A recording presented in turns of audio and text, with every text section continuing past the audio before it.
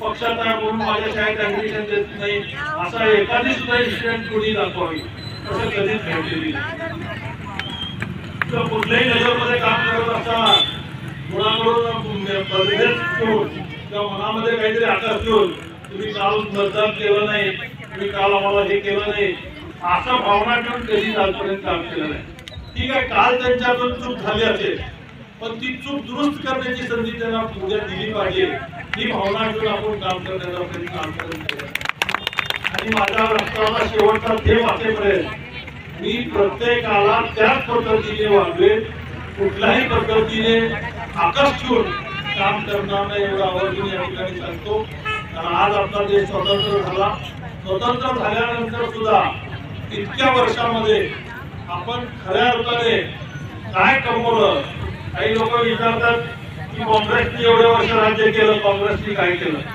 या देशामध्ये साधी सुई तयार होत नव्हती, त्या देशामध्ये आज हेलिकॉप्टर आणि विमान सुद्धा तयार होते, रेल्वे तयार होती.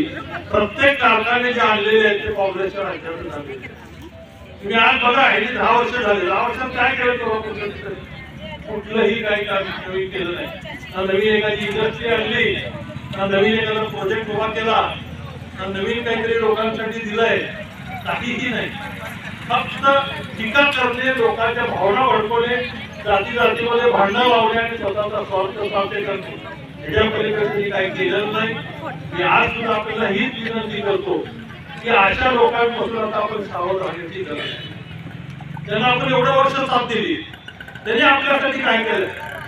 काही काही कार्यकर्त्यांना थोडंसं चिडून बोलतो, अरे तुम्ही ज्या पक्षाचं नाव घ्यायला लागलात त्या पक्षाने साध्या 20-25 वर्ष झालं आपण या ठिकाणी 30-40 वर्ष झालं राहतो, एकाही साध्या कार्यकर्त्याला कुठलं साधं ड्रोनचं सुद्धा पद दिलेलं नाही. आणि तरी त्याच्या पाठीमागे आपण पळतो कशासाठी. उलट आपण एक साधा नगरसेवक म्हणून जेवढी काम केली तेवढे मंत्री म्हणून सुद्धा काम केलेलं नाही. वस्तुस्थिती आपल्या सगळ्यांच्या समोर आहे. तेव्हा माझ्या विनंती आहे की तुम्हाला वाटतं की मी महेश कोटेला फसवलं, एखादं काहीतरी असं काहीतरी काम केलं आणि महेश कोटेला फसवलं. माझी फसवणूक होते, फसवणूक तुमची होती. स्वतःची फसवणूक तुम्हाला तेव्हा फसवतात आणि तुम्ही फसता आणि तुम्हाला वाटतं की तुम्ही मला फसवताय, पण तशी वस्तुस्थिती नसती. आज तुम्ही विचार करा, मोदीनगरचा भाग घ्या किंवा कुठल्याही आपल्या प्रभागामध्ये जावा, 20 वर्षामध्ये त्यांच्या आमदारांनी 20 वर्षामध्ये त्यांच्या खासदारांनी आपल्या भागात निधी दिला का? 1 रुपयाचा निधी दिला नाही, पण फक्त भडकवायचं काम, एखादं न झालेलं काम फक्त आपल्याला आठवण करायचं. अहो ठीक आहे, मी एक नगरसेवक म्हणून कमी पडलो असेल, तुम्ही आमदार होता, तुम्ही मंत्री होता, तुम्ही खासदार तुमचे होते, त्यांनी काय केलं? सत्ता तुमची आली 10 वर्ष झाली, तुम्ही आमच्यासाठी काय केलं ते सांगा ना. ते सांगत नाही. कुणाला जर एकाला धरायचं, त्याला काहीतरी भावना भडकवायच्या आणि त्याला अंगावर सोडायचं, त्याच्यामध्ये जर तुम्ही काय केलं नाही. माझी आपल्याला सगळ्यांना विनंती राहील, इलेक्शन येतात आणि जातात, तर आपले संबंध हे कायमचे आहेत आणि ते कायमचे टिकले पाहिजेत. जो आपला काम करतो त्याच्या पाठीमागे आपण टिकून उभा राहायला पाहिजे. हसव्या प्रचाराला हसव्या लोकांच्या पाठीमागे जाऊ नका, एवढी कळकळीची विनंती.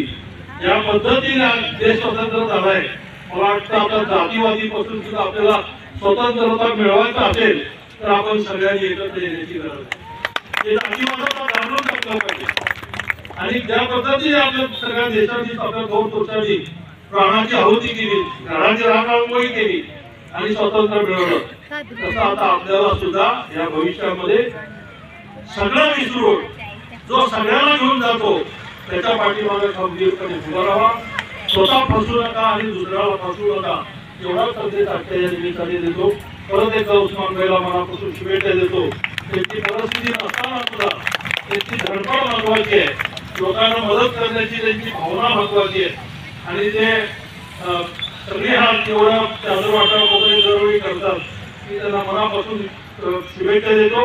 त्यांच्या मनात जे जे असेल ते परमेश्वराने पूर्ण करावं अशी परमेश्वराने त्यांनी प्रार्थना करून आणि बोलतो. जय हिंद, जय महाराष्ट्र. लोग तालियां बजाए बोला. इसके बाद संगीत बिरादर ताई इनकी गुरुपोषी पूजा मैडम गई.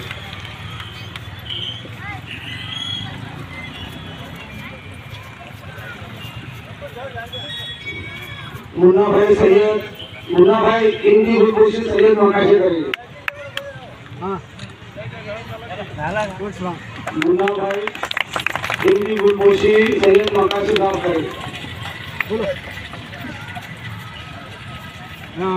गोविंदनगर में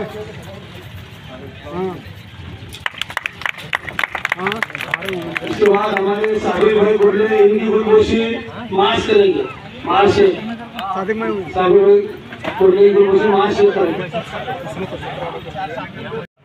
धावून येतात हे त्यांची एक काम करण्याची खूबच वेगळी आहे. उस्मान शेख यांचं कौतुक जेवढं केलं तेवढं कमी आहे.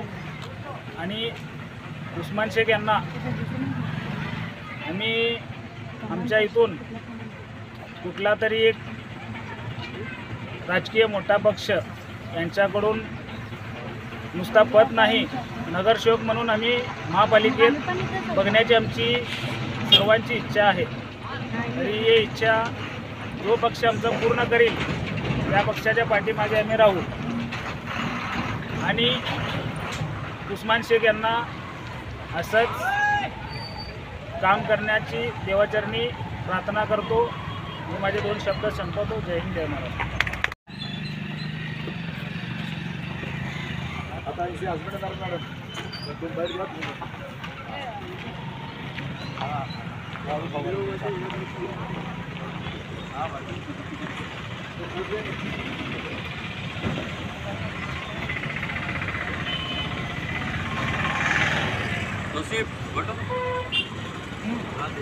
बटो यार.